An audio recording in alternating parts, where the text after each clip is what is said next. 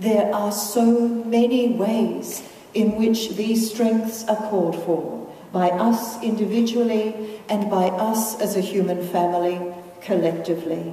And if we are able to contribute, and we are able to contribute, as it said on that card that Colin read, you are powerful, you can contribute, however humbly, however inadequately. Of course you will contribute inadequately. We are living a human journey, learning as we go. Of course it will be inadequate. And in fact, one of the obstacles to this kind of discovery is often a kind of utterly false perfectionism. If I can't be 100% forgiving, should I even try my paltry little 3 or 4%? If I can't be 100% tolerant, should I silence an unkind word? If I can't be quite as kind as the Dalai Lama, should I bother at all? I think you should bother again and again and again. Here's a beautiful little teaching from Ralph Waldo Emerson, who was a transcendentalist of whom I'm very fond. Finish each day and be done with it. In other words, don't pay too much attention to what went wrong. You've done what you could. At least we hope so. Some blunders and absurdities no doubt crept in. Forget them as soon as you can. Tomorrow is a new day. And in fact, we know that at every moment we begin a new day. We don't even have to wait until tomorrow. I should send a note to Ralph, except that he's not needing my notes. Left the body some time ago. Tomorrow is a new day. Begin it well and serenely and with too high a spirit to be encumbered with your old nonsense. I like that very much. And moving back a couple of centuries from the wonderful 18th century mystic Rabbi Baal Shem Tov, brooding on one's sinfulness, that is, on your unworthiness, brooding on your ignorance, is merely a trick. It's a trick to keep you far from God.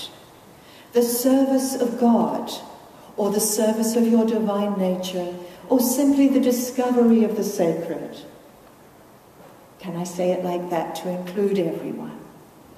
The service of God requires the deepest joy. And such joy cannot be experienced in a divided self. In other words, he's telling us that if we are constantly rebuking ourselves, we are divided. We come into wholeness and holiness when we can accept ourselves in all our complexity, and from that place of love and affirmation, meet our weaknesses and express our strengths. From a loving place, expressing that love. Back to the rabbi. Repent of evil. In other words, notice when you do something wrong. It's a good idea. But know that God in his love accepts that, and return to serve him, and I would say one another, with joy and wholeness. Isn't that a beautiful teaching? Especially for those of us who have experienced through our religious formation or our social conditioning too many years of being told about our unworthiness, and too few years of being reminded of our beauty and our strengths. Stories of discovering and developing our strengths are very old, and I'm going to leave you with one.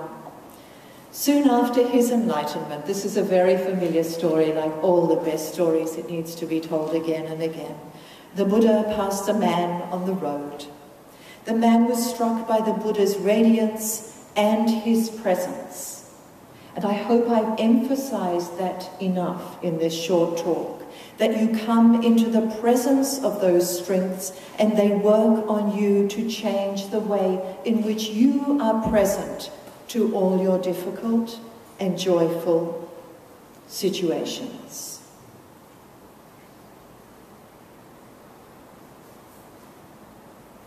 The man on the road was struck by the Buddha's radiance. he stopped and asked him, "My friend, what are you? Are you a celestial being or a god?" "No," said the Buddha. "Are you a magician?" asked the man. "No," said the Buddha.